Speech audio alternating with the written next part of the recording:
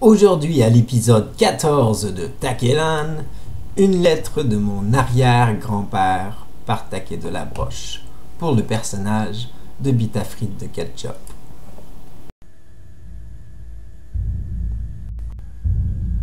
Bonjour et bienvenue à Taquelan.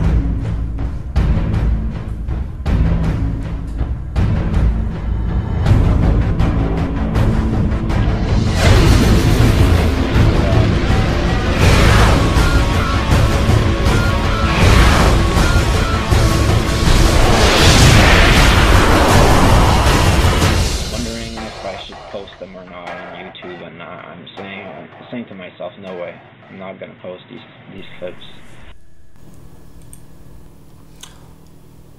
Une lettre de mon arrière-grand-père.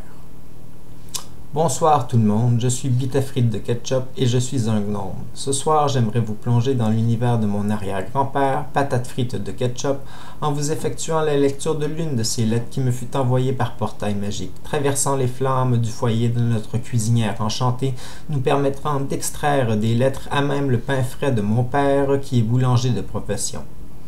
Il arrive alors, souvent à l'heure du dîner, quand le pain est encore chaud, lorsque l'on coupe la baguette, une lettre s'en détache et nous glisse entre les mains, entre deux tranches de pain. Un moyen de communiquer avec mon arrière-grand-père qui vit dans une autre dimension, un autre monde, cet univers de Taquelan. Laissez-moi alors vous lire une de ces lettres. À mon cher petit-petit-fils, Bite à frites de ketchup, que je n'ai rencontré que quelques fois. Je sais que tu approches de l'âge où les aventures t'appellent, où le désir de quitter la demeure familiale se fait de plus fort. Selon ce que m'en écrit tes parents, tu es en route pour devenir barde comme moi et ton grand-père. Bien que je sais que tu n'aimes pas que l'on te compare à ton grand-père, alors disons simplement que ton choix de carrière ressemble au mien.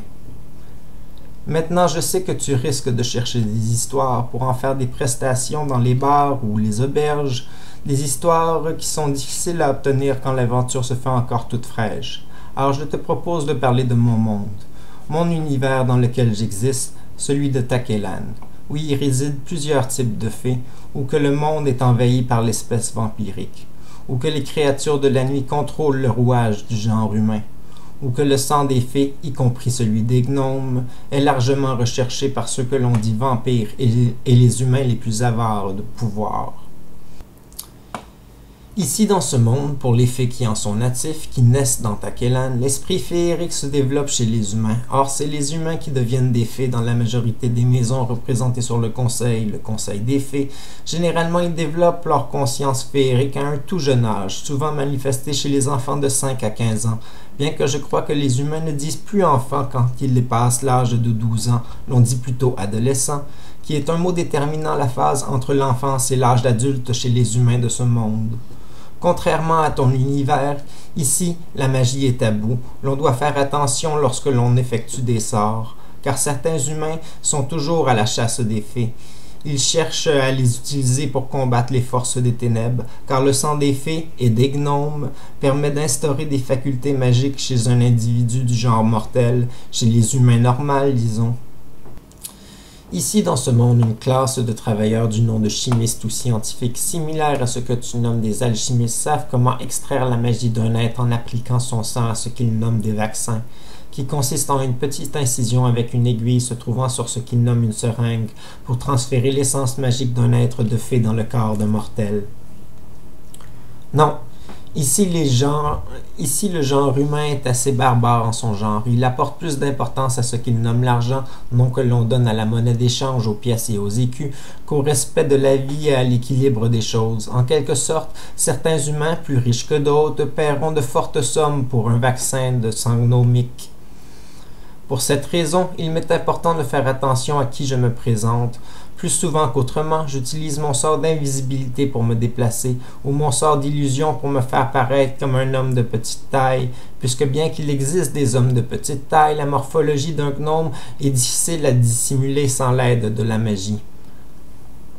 Alors, qu'en est-il du positif de Taquelan, le pourquoi je reste ici? Bien, disons qu'à Taquelan se trouve l'ensemble des fées qui recherchent à se réfugier de leur monde. Il s'agit d'un endroit sécuritaire pour les fées et chimères ayant besoin de l'imaginaire pour exister, car bien qu'elle soit dangereuse à faire, ici la magie se trouve plus forte. Ici les créatures et chimères peuvent exister en toute sécurité, dans un des mondes parallèles au réel que l'on nomme le domaine du rêve. En quelque sorte, le domaine du rêve est un monde qui se cache dans un monde, accessible qu'à la vue des fées et des humains de bas âge. Autrement, pour les gens d'âge adulte, normal ou pour les vampires, il faut qu'une fée les invite à voir le monde du rêve en leur offrant ce que l'on appelle un bonbon de rêve, pour que le monde des fées leur devienne visible. Maintenant, comment fabriquer un bonbon de rêve? Chaque sorte de fée possède sa propre technique. Le but étant d'avoir une pastille, une grignotine ou un bonbon dans lequel on insère un peu de magie de rêve, pour qu'une fois ingérés, les effets de cette digestion font en sorte que la vision de l'individu s'en trouve affectée pour qu'il ou elle puisse voir le monde des rêves. Moi, par exemple, j'utilise cette méthode pour enchanter des cornets de crème glacée que j'offre à des familles gratuitement en des jours de fête d'enfants. J'applique juste assez de magie pour que ceux-ci, les parents, puissent apprécier davantage leur journée avec leurs enfants, leur offrant la capacité de voir ce qu'imaginent réellement leurs enfants lorsqu'ils jouent dans les parcs ou à l'extérieur, voire même les forteresses cachées qui se trouvent dans leur propre maison, fabriquées par des coussins et oreillers, mais devenant de vrais châteaux forts en pierre lorsque l'un est affecté par le rêve, là où l'imaginaire devient réel. Te rappelles-tu, Bitafrit, quand tu es venu me visiter pour la première fois, cette belle forêt verte, absente de pollution, remplie de fleurs et de gazon, bien là n'était qu'un aperçu du monde du rêve, car j'habite comme toi dans une ville de mortels, et cette forêt que tu as visitée n'est dans les faits qu'un parc pour ceux qui ne sont pas fées. Un parc enchanté par la magie des enfants qui y jouent durant la journée, un lieu où pour les fées le soleil y brille le jour comme la nuit. Et la ville que j'habite depuis un temps se nomme Saint-Hyacinthe. Il s'y trouve de nombreuses fées et quelques vampires, sans oublier quelques milliers d'habitants du genre humain. J'ai choisi d'habiter dans cette ville car c'est là que j'ai vu pour la dernière fois le lapin blanc. Je sens qu'il est de mon devoir de veiller sur le lapin blanc, car sans le lapin blanc, il n'y a plus d'histoire, plus de rêve, plus de magie. La course du lapin blanc détermine l'échelle du temps où existeront les fées, car c'est en sa course que se dégage la magie nécessaire pour rendre l'imaginaire réel. Sans le lapin blanc, ton monde n'existerait pas, le mien non plus. Nous aurions l'importance d'un mot que l'on soustrait d'un texte.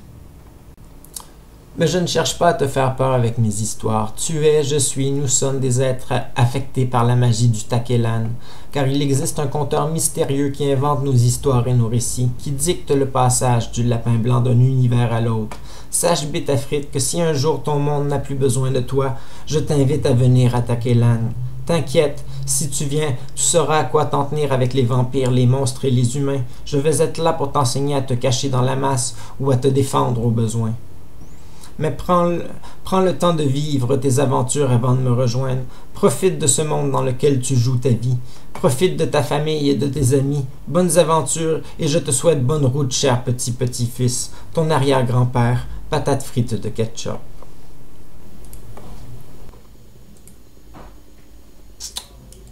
Thomas Construction. Patate frite de ketchup. Et je sais que je suis un gnome, une demi-portion, un homme de taille sardine. Je viens de la ville de Charme. J'ai appris à maîtriser la magie par mon propre charme. Et je sais que je suis petit, que mon chapeau me grandit. Mon bâton de marche me dépasse de plus d'un quart. J'aimerais réussir dans la vie. J'aimerais faire le tour du monde aussi.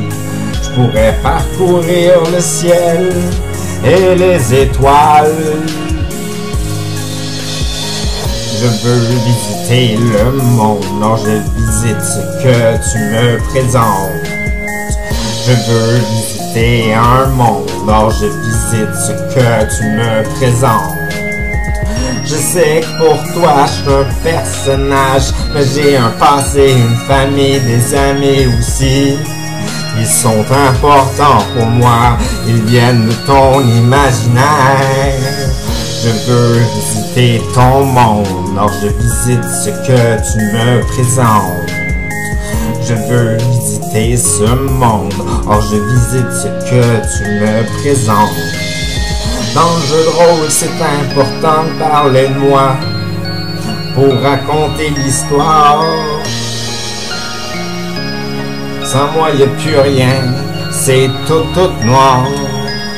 J'habite un lieu de mystère où il y a des champignons magiques, des oiseaux dans les airs. Il y a des chiens faits de métal, des hommes faits de pierre, on dit des golems. J'ai pas croisé de chimère ou d'être féerique comme des fées de l'air. Y'a pas de vampire à soir, ça c'est dans un autre monde, je vous en parlerai plus tard. Je suis un être magique, un être fantastique. Je suis un être magique, un être fantastique. Tout ce que je peux faire s'inscrit sur une feuille qui est gardée quelque part dans le bordel. Ne perds pas mon histoire. Si je disparais à jamais, on pourra plus croire en moi. Je sais que je suis un homme, une demi-portion, un homme de taille satine. Je viens de la ville de Charme. J'ai appris à maîtriser la magie par mon propre charme. Et je sais que je suis petit, que mon chapeau me grandit. Mon bâton de marche me dépasse de plus d'un quart.